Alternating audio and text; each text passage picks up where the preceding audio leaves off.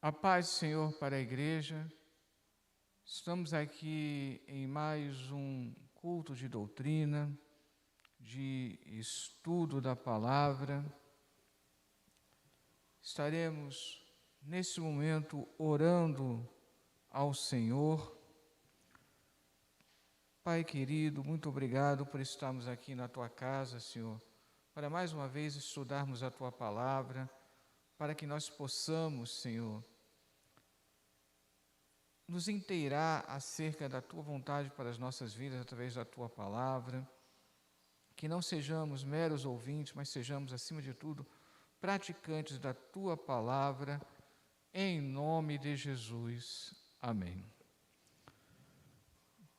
58 da harpa. Não temas contigo, eu sempre estarei. Ó rica promessa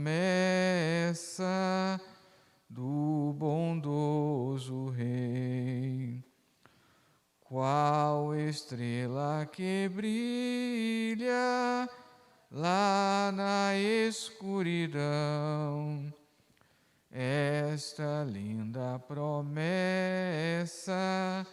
brilha no meu coração. Comigo está, comigo está. Sim, Jesus me promete, sempre comigo está. Comigo está, comigo está. Sim, Jesus me promete, sempre comigo está. Os lírios mais alvos, ei-los murchos estão. Os dias mais belos, quão depressa vão. Cristo, lírio dos vales, nunca mudará. Cristo, a luz celeste, sempre comigo estará. Comigo está, comigo está. Sim, Jesus me promete, sempre comigo está. Comigo está, comigo está.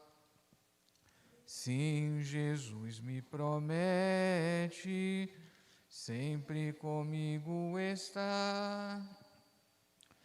E se pelas águas tiver de passar, seus braços eternos hão de me guardar. Sim, mesmo no fogo que vem me provar, meu Senhor me promete, sempre comigo está. Comigo está, comigo está. Sim, Jesus me promete, sempre comigo está. Comigo está, comigo está. Sim, Jesus me promete, sempre comigo está. Louvado seja o nome do Senhor Jesus. Eu convido os irmãos a abrirem suas Bíblias no livro de Gênesis, no capítulo de número 28. Gênesis, no capítulo de número 28,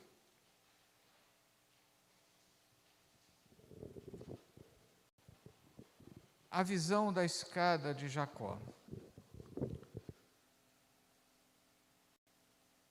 Partiu, pois, Jacó de Berseba e foi-se a Harã. E chegou a um lugar onde passou a noite, porque já o sol era posto. E tomou uma das pedras daquele lugar e a pôs por sua cabeceira e deitou-se naquele lugar. E sonhou, e eis, era posta na terra uma escada, cujo topo tocava nos céus. E eis que os anjos de Deus subiam e desciam por ela. E eis que o Senhor estava em cima dela e disse: Eu sou o Senhor, o Deus de Abraão, teu pai, e o Deus de Isaque. Esta terra em que estás deitado, te darei a ti e à tua semente. E a tua semente será como o pó da terra, e estender-se-á ao ocidente, e ao oriente, e ao norte, e ao sul. E em ti, e na tua semente, serão benditas todas as famílias da terra. E eis que estou contigo, e te guardarei por onde quer que fores, e te farei tornar a esta terra, porque te não deixarei, até que te haja feito o que te tenho dito. Acordado, pois, Jacó do seu sono, disse: Na verdade, o Senhor está nesse lugar e eu não sabia. E temeu e disse: Quão terrível é este lugar!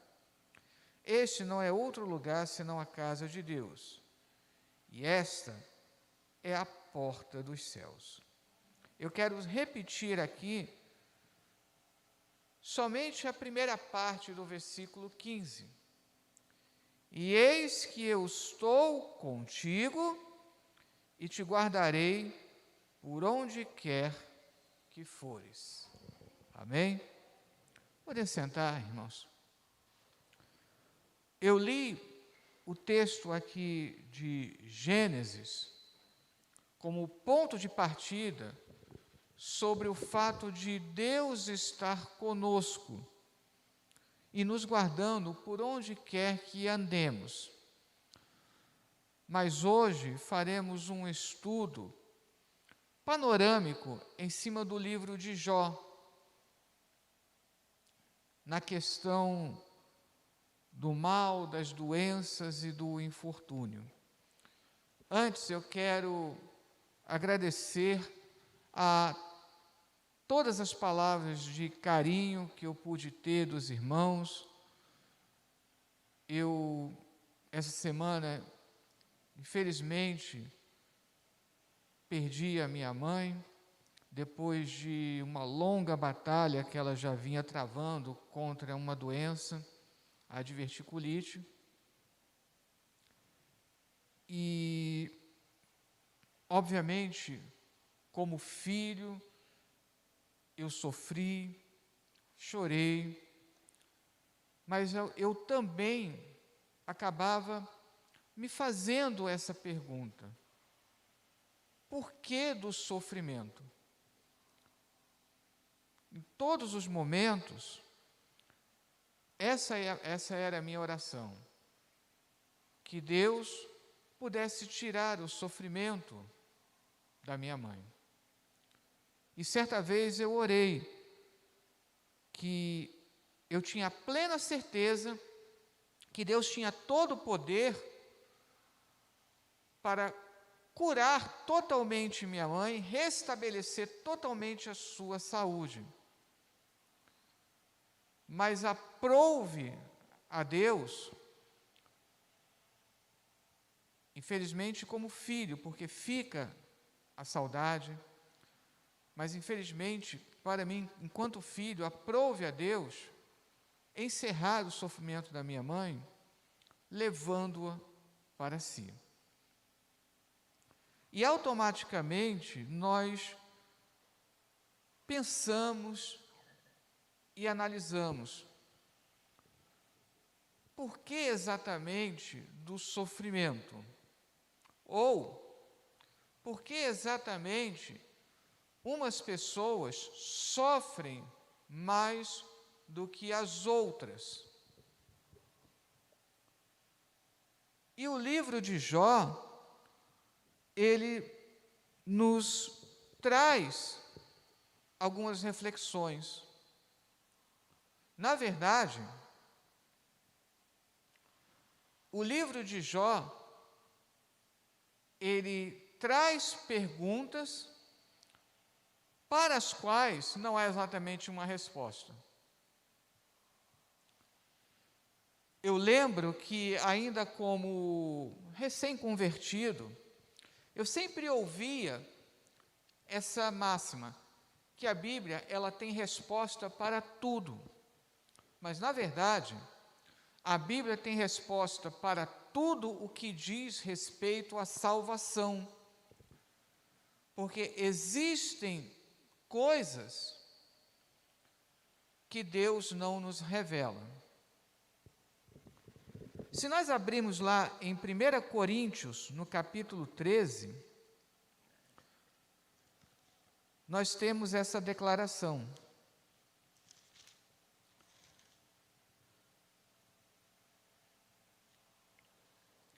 Olha o que diz aqui, 1 Coríntios, no capítulo 13, nos versículos 9 e 10, que fala justamente sobre isso, que hoje nós não temos a revelação plena. Deus não nos revela plenamente todas as coisas ou o porquê de algumas coisas.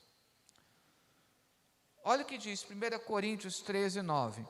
Porque em parte conhecemos e em parte profetizamos, mas quando vier o que é perfeito, ou seja, lá na glória, então o que é em parte será aniquilado.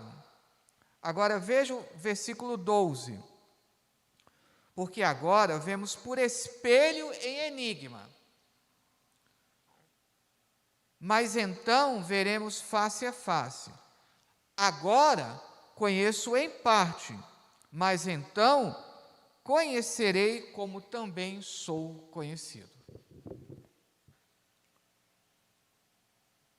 Portanto, quando nós nos perguntamos por que as pessoas sofrem, ou por que elas têm um sofrimento específico, exatamente nós não sabemos. Sabemos que todo sofrimento ele está atrelado à origem do pecado. Mas, entretanto, fica um enigma. Uma criança, por exemplo, que mal teve oportunidade de conhecer entre o bem e o mal, um caso que está veiculando muito aí na mídia, uma criança de 4 anos, que não sabe ainda discernir entre o bem e o mal, não sabe nem o que é pecado. Por que que ela precisou sofrer?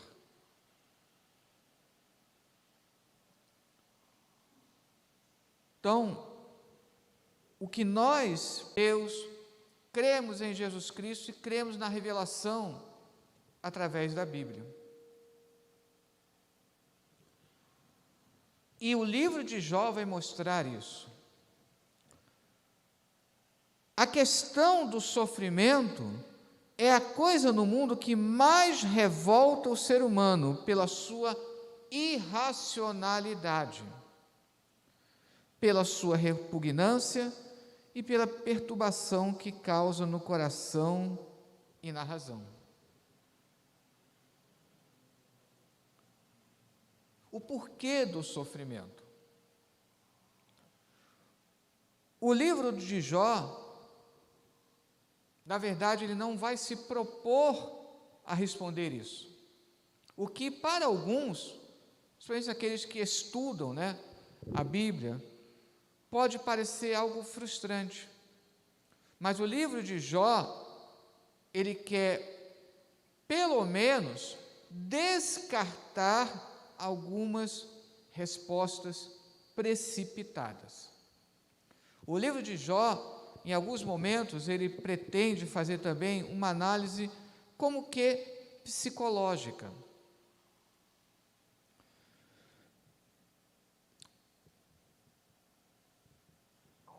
O livro de Jó, com certeza, é o livro que acusa com maior intensidade de todos os livros da Bíblia, o que nós podemos chamar de o escândalo da dor e do mal, ou seja, do sofrimento. É o livro que tem, mais do que outros, essa preocupação. E uma boa maneira de compreender qual é a mensagem que o livro tem para nós acerca desse assunto é analisando os personagens.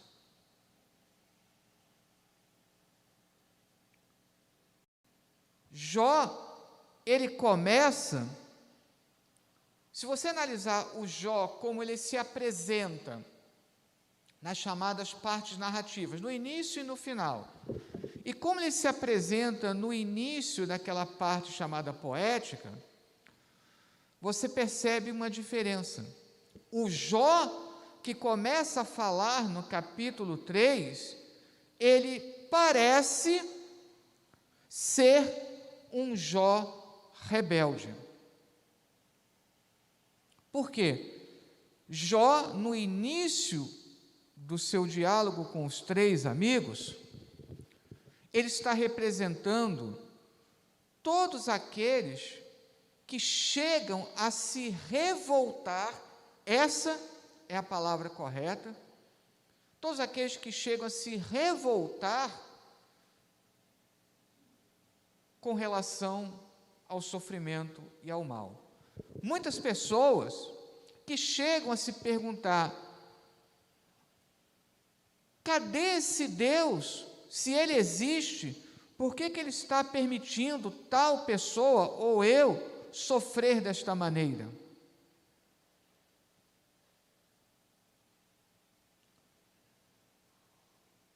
Jó, ele não conseguia compreender de início o porquê que ele estava sofrendo tudo aquilo. Isso mostra que é um dado interessante. Não são apenas os descrentes, não são apenas aqueles destituídos de fé que fazem esse questionamento. Mas, às vezes, nos seus pensamentos íntimos, até mesmo, aqueles que professam a fé em Deus, eles se questionam: por que Deus? E um dado interessante é que, quando o homem, ele como que duvida da justiça de Deus, duvida da bondade de Deus, e chega a afirmar isso: onde está Deus? Será que Deus existe? Que Deus é esse? Se Deus é bom, por que Ele permite o sofrimento, a dor? Nesse caso, o homem se posiciona como se estivesse contra Deus. E quando ele questiona o porquê que Deus, ele não livra do mal, negando como que a capacidade de Deus livrar do mal, é como se ele estivesse negando a própria existência de Deus. Quantas vezes nós já ouvimos pessoas dizerem: eu não acredito que esse Deus exista, Que Deus é esse que permite o sofrimento. E nós temos aqui no livro de Jó, no capítulo 23,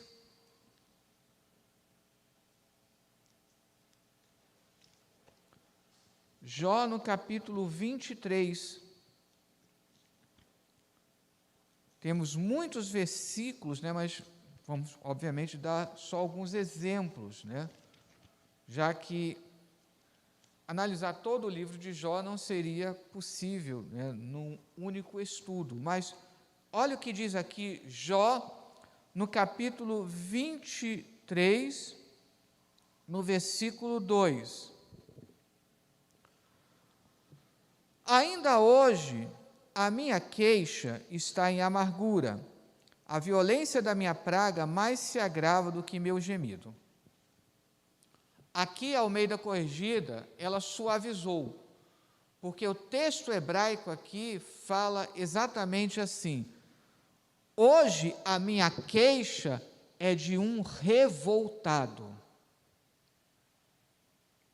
Quantas pessoas expressam essa revolta? No seu desespero, elas expressam uma revolta. Olha o que diz no capítulo 21, é só voltar uma página.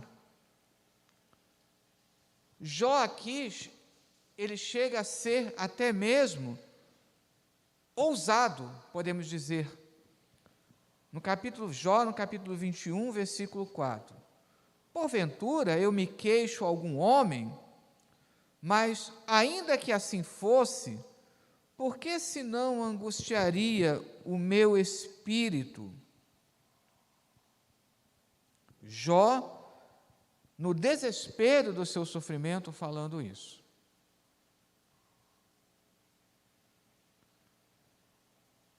Se algumas pessoas acabam que inconscientemente se colocando contra Deus,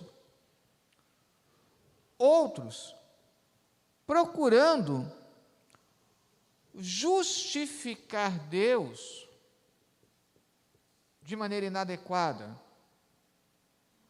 e não buscando entender o sofrimento do próximo, essas pessoas chegam a dizer que todo e qualquer sofrimento é resultado de um pecado. E nós sabemos que o livro de Jó desmente isso, porque Jó, o caso específico de Jó, ele não estava sofrendo por um pecado específico. Então nós temos aqui Jó no capítulo 5, versículo 7, é a tese dos amigos de Jó. Por isso que é importante sempre nós analisarmos cada passagem bíblica dentro do seu contexto. Jó 5, 7, que é a fala de Elifaz. Mas o homem nasce para o trabalho, como as faíscas das brasas se levantam para voar. Aqui ainda no capítulo 5, no versículo 17. Eis que bem-aventurado é o homem a quem Deus castiga. Não desprezes, pois, o castigo do Todo-Poderoso. Ou seja, a tese dos amigos de Jó é que Jó estava sofrendo porque ele estava em pecado. Quantas vezes também já ouvimos isso? Então, esses amigos de Jó, ao invés de trazerem uma palavra de alívio, estão fazendo com que Jó sofra ainda mais. E é por isso que vamos ver, nesse diálogo com os amigos de Jó, Jó protestando a sua inocência. Uma passagem que ilustra bem o fato de que não necessariamente uma pessoa esteja sofrendo devido a um pecado específico, você vai encontrar lá no Evangelho de João, logo no capítulo 9, uma passagem bem conhecida, mas basta ler os 3 primeiros versículos. Evangelho de João, no capítulo 9, dos versículos 1 ao 3. E, passando Jesus, viu um homem cego de nascença. E os seus discípulos lhe perguntaram, dizendo, olha a pergunta dos discípulos, Rabi, ou seja, mestre, quem pecou, este ou seus pais, para que nascesse cego? Aí no versículo 3, a resposta de Jesus, nem ele pecou, nem seus pais, mas foi assim para que se manifestem nele as obras de Deus. Então Jesus deixou claro que no caso desse cego de nascença, essa cegueira que não deixava de ser um sofrimento, não era em decorrência de um pecado específico, fosse dele ou dos pais. Uma passagem que é mal compreendida lá nos 10 mandamentos, rapidamente lá voltando para Êxodo, no capítulo 20, o texto, dos 10 mandamentos. Quando diz assim, lá no versículo 5, Êxodo 20, versículo 5. Não te encurvarás a elas, nem as servirás, porque eu, Senhor teu Deus, sou o Deus zeloso, que visito a maldade dos pais nos filhos, até a 3ª e 4ª geração daqueles que me aborrecem. Quando você lê esse versículo rapidamente, o que você entende? Que filhos pagariam por pecados dos pais. Só que quando nós abrimos lá em Ezequiel, no capítulo 18, nós teremos um esclarecimento.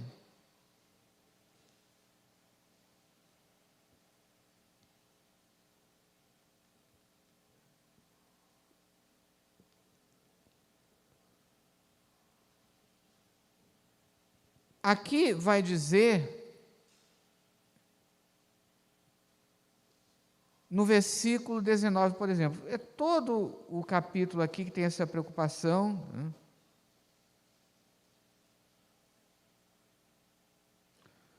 Veja o versículo 3. Vamos ler a partir do versículo 1, E veio a mim a palavra do Senhor dizendo, que tendes vós que dizeis essas palavras acerca da terra de Israel, dizendo, os pais comeram uvas verdes e os dentes dos filhos se embotaram. Vivo eu, diz o Senhor Jeová, que nunca mais direis este provérbio em Israel. Olha o versículo 4. Eis que todas as almas são minhas, como a alma do pai, também a alma do filho. A alma que pecar, essa morrerá. Então, o que significa lá em Êxodo? Que Deus, ele visita o pecado dos pais,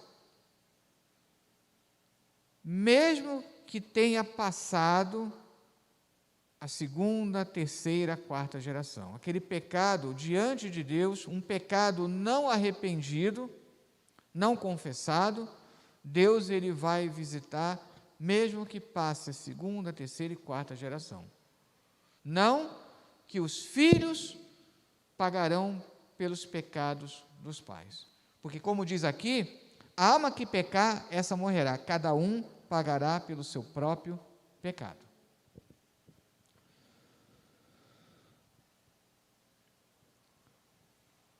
Por isso, Jó, ele protesta a sua inocência. Voltando para o livro de Jó, agora no capítulo 6.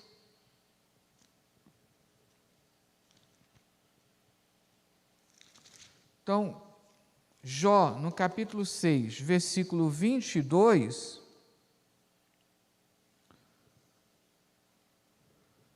disse-vos eu, dai-me ou oferecei-me da vossa fazenda presentes, ou livrai-me das mãos do opressor, ou redimi-me das mãos dos tiranos.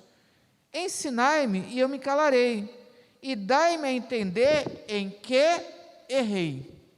Então, aqui no versículo 24, Jó está protestando que a sua inocência. Quando eu digo inocência, sim, todos nós somos pecadores. Só que aqui é no sentido de que Jó, ele declara que não há nenhum pecado específico que justifique o sofrimento pelo qual ele está passando. Portanto, esse longo diálogo de Jó com os seus 3 amigos quer desfazer essa ideia de que todo sofrimento é decorrente de um pecado específico. Existem pessoas que estão sofrendo devido a um pecado específico? Sim, mas isso não significa que toda pessoa que está sofrendo é em decorrência de um pecado específico.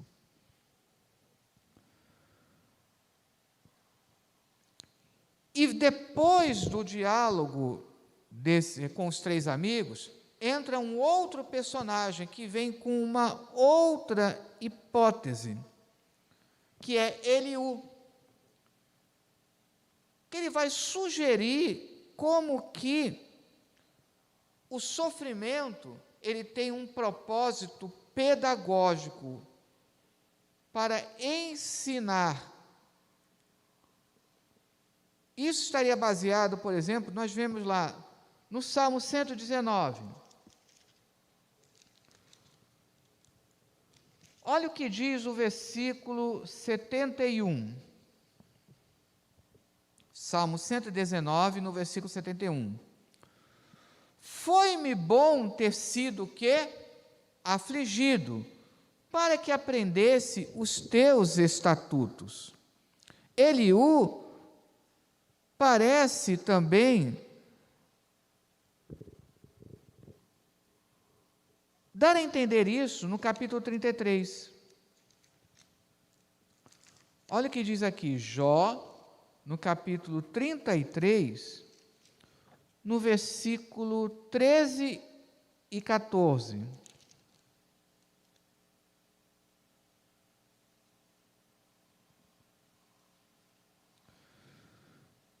Jó 33, capítulo 33, versículos 13 e 14. Por que razão contendes com ele? Porque ele não dá contas de nenhum dos seus feitos. Antes, Deus fala 1 e 2 vezes. Porém, ninguém atenta para isso. Em sonho ou em visão de noite. No versículo 15. Aí ele vai continuando a falar. Olha o que diz no versículo 19. Também na sua cama é com dores castigado, e com a incessante contenda dos seus ossos.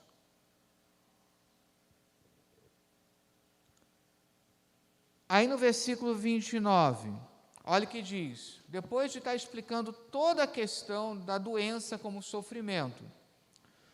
Eis que tudo isto é obra de Deus, 2 e 3 vezes para com o homem, para desviar a sua alma da perdição e o alumiar com a luz dos viventes. Ou seja, se a tese dos amigos de Jó, dos 3 amigos de Jó, é que o sofrimento, todo o sofrimento, é decorrente de uma falta de um pecado específico, a tese de Eliú é que o sofrimento, ele vem com um propósito pedagógico. O que quer dizer isso? De ensinar alguma coisa. Mais uma vez, é possível que em algumas situações as pessoas precisam ou acabam aprendendo em decorrência do sofrimento. Como diz lá o Salmo 119. No caso específico do salmista, ele diz: foi-me bom ter sido afligido para que eu aprendesse os teus estatutos. Porém, isso não significa que um sofrimento, uma doença, seja o único modo de Deus ensinar uma pessoa. Então, novamente, o que nós conseguimos concluir é que, se nem sempre uma pessoa sofre devido a um pecado específico, nem toda pessoa sofre porque precisa aprender alguma coisa.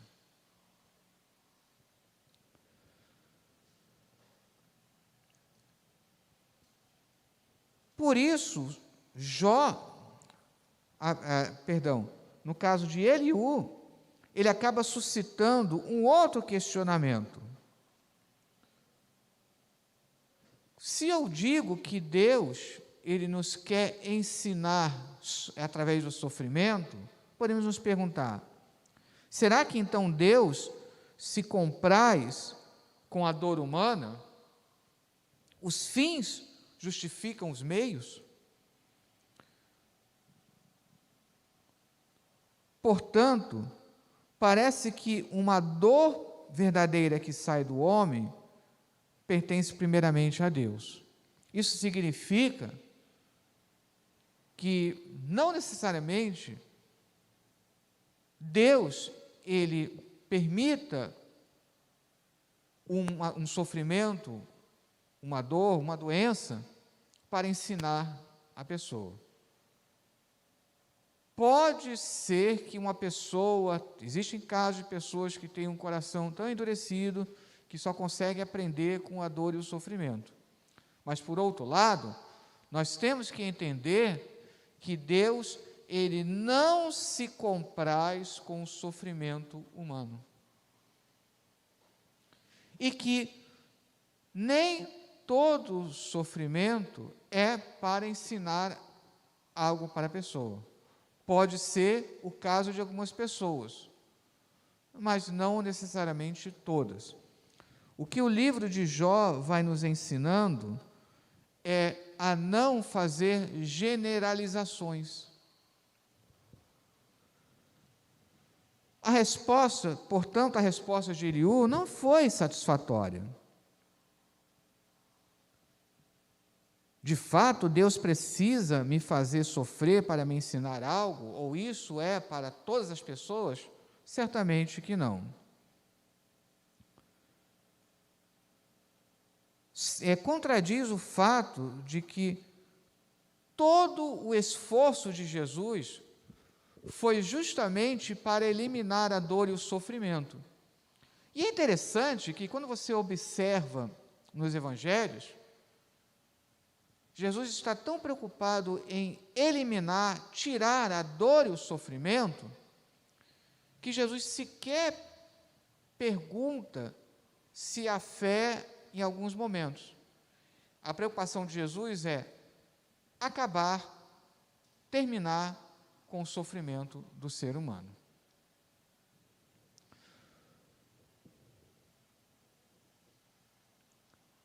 Por isso, uma outra questão é de que, sem necessariamente procurar entender o porquê do sofrimento, uma coisa é certa: nós precisamos buscar a Deus, orar a Deus, colocar o problema para Deus.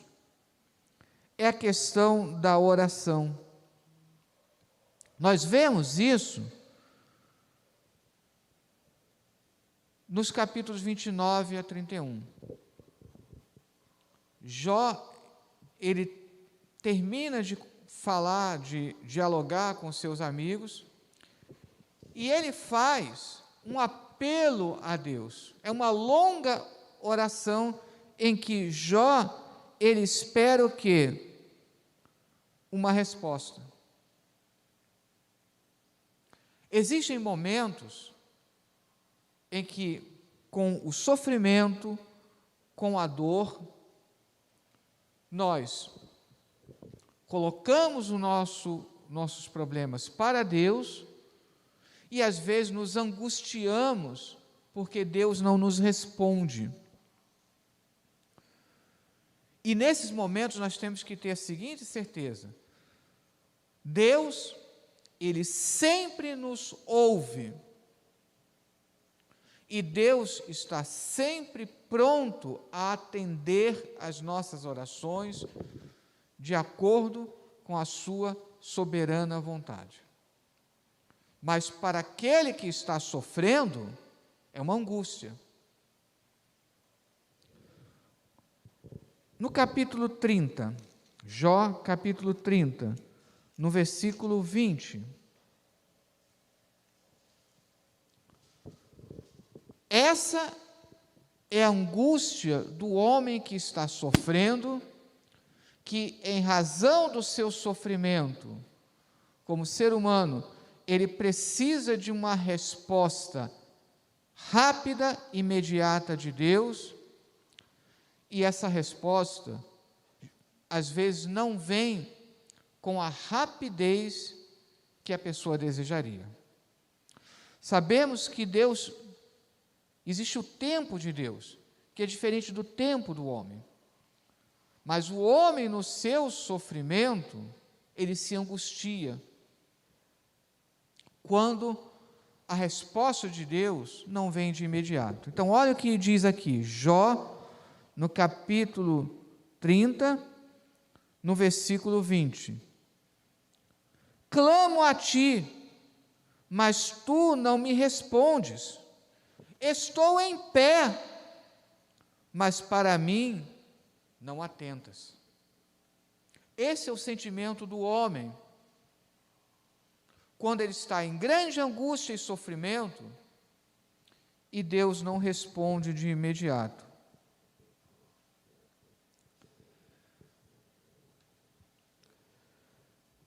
E alguns chegam até a se perguntar, então por que orar? Deus, estamos nesse trimestre estudando na escola dominical os atributos de Deus. Um dos atributos de Deus é a onisciência. Deus sabe de tudo. Então Deus sabe melhor do que ninguém que eu estou sofrendo.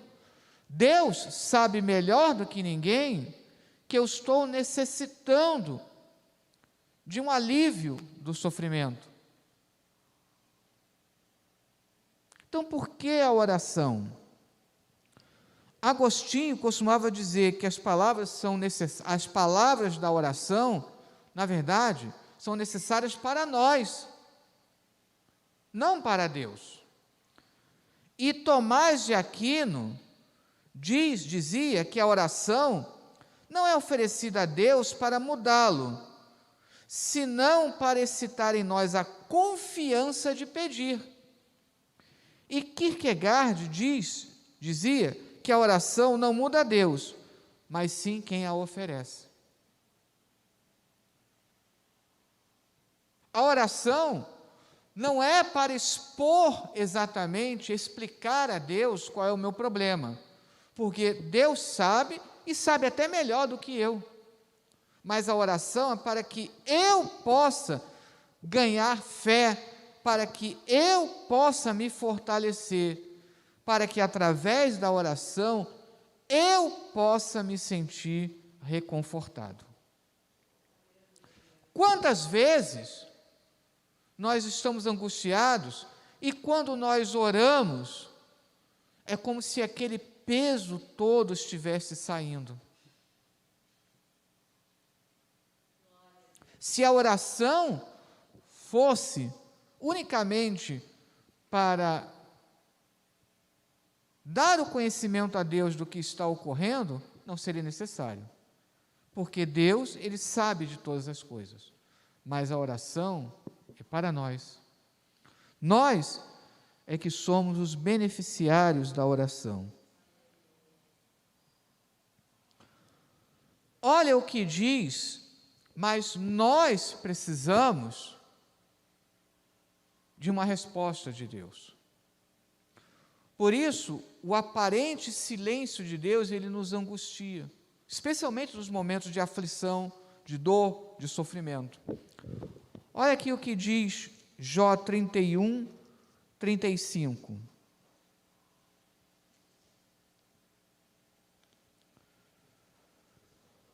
Jó 31, capítulo 31, versículo 35. Ah, quem me dera um que me ouvisse, eis que meu intento é que o Todo-Poderoso me responda e que meu adversário escreva um livro. Olha o que diz aqui.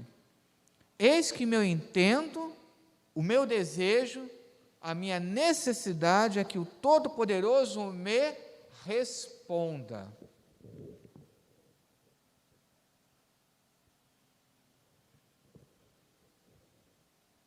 Depois de toda essa trajetória, o chamado Jó rebelde, a tese dos amigos de Jó, Eliú, o Jó que ora, que clama a Deus esperando uma resposta. Agora, no capítulo 42, no final do livro, nós temos a resposta à pergunta que não foi feita. A pergunta que parece motivar o livro é porque o justo sofre, por que a pessoa sofre? Mas no capítulo 42, o livro prefere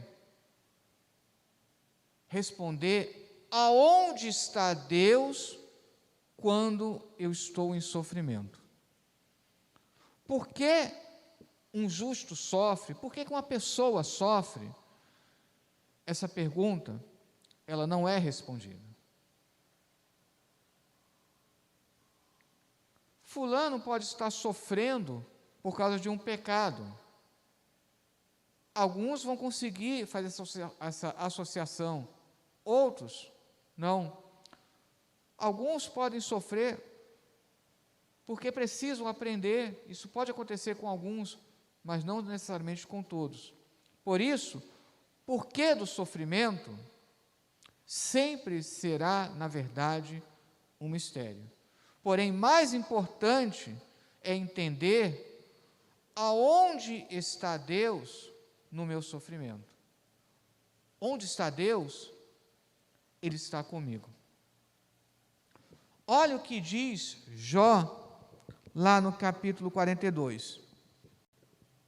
É uma passagem belíssima, bem conhecida.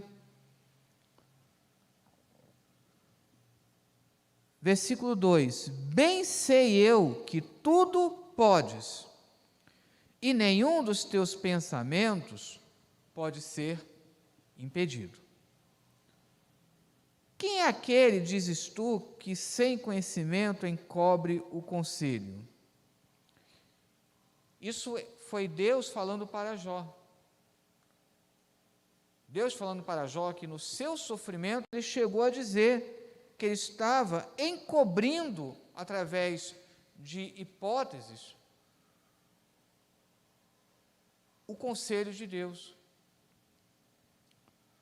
Por isso Jó, ele reconhece, continuando o versículo 3, por isso, falei do que não entendia, coisas que para mim eram maravilhosíssimas, e que eu não compreendia. Escuta-me, pois, eu falarei, eu te perguntarei e tu ensina-me. 5. Com o ouvir dos meus ouvidos ouvi, mas agora te veem os meus olhos. Por isso me abomino e me arrependo no pó e na cinza. Ou seja, é isso que significa. Se nós nos perguntarmos por que uma pessoa está sofrendo, ou por que eu vou passar por algum determinado sofrimento, pode ser que eu não obtenha a resposta. Mais importante do que perguntar por que uma pessoa sofre, é saber que Deus, Ele está comigo. Que é a minha luta que Deus trava e é a luta de Deus que eu travo. Deus está comigo. Naquela passagem, não vamos abrir por causa do horário, só vou mencionar, Gênesis 32, a luta de Jacó com o anjo. Melhor do que entender que ele está lutando contra Deus, é que, na verdade, ele precisou compreender que a sua luta deve ser com Deus. Porque, sim, simbolicamente, ele estava tentando lutar contra Deus, contra a vontade de Deus, e ele aprendeu que nós devemos lutar com Deus. Deus está comigo nesta peleja, nesta batalha. Por que eu estou sofrendo? Não sei. O mais importante é que Deus está comigo. E isso é tão importante. Se Deus está conosco, por que não ouve, às vezes, nossas orações, nossos pedidos por cura? Isso é uma pergunta que muitos se fazem. Porém, o que nós encontramos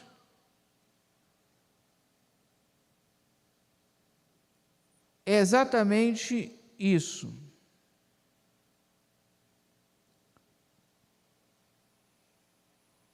É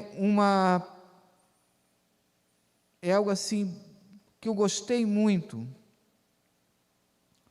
Quando um teólogo chamado Queiruga, ele vai dar uma resposta bem interessante. Eu gostei muito dessa frase dele.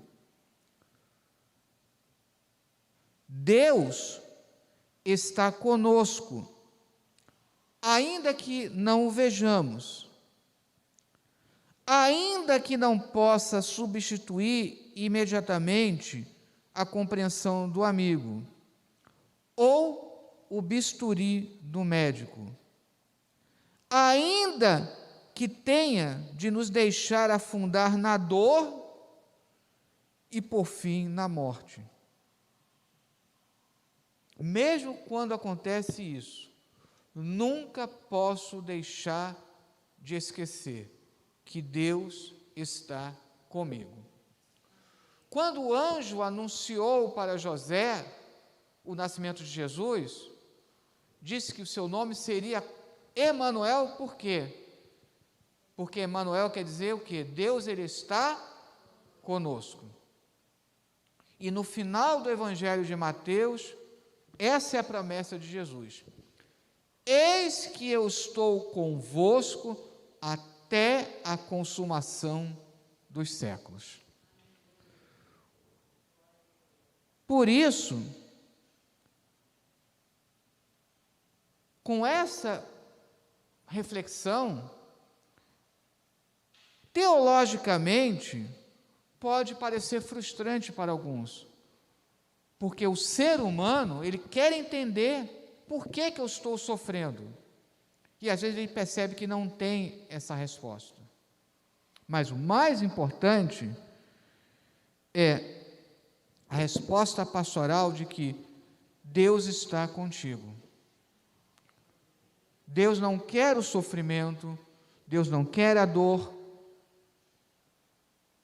Provavelmente você não vai compreender por que você está sofrendo, mas o mais importante, Deus está contigo. Essa é a melhor resposta pastoral e, no mínimo, a mais sincera. Amém? Vamos estar agora orando para a retirada das ofertas. Senhor nosso Deus e Pai, abençoa os ofertantes, os dizimistas, todos aqueles que de bom grado contribuem com a Tua obra, Senhor, em nome de Jesus. Amém.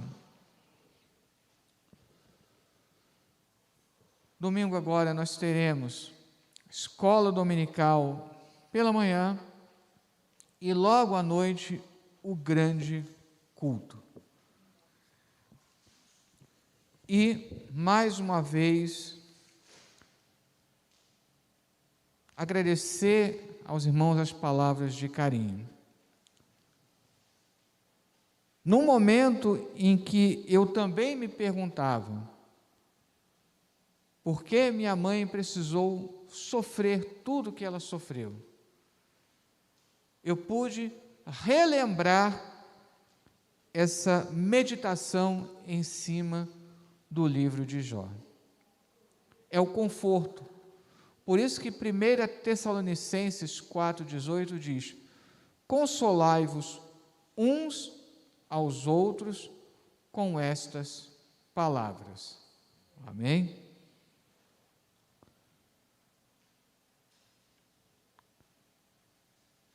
Deus, Ele está conosco em todos os momentos, mesmo nos momentos mais difíceis de dor e sofrimento. Nos momentos de extremo sofrimento, nós podemos nos sentir fracos. Mesmo um campeão da fé como Elias,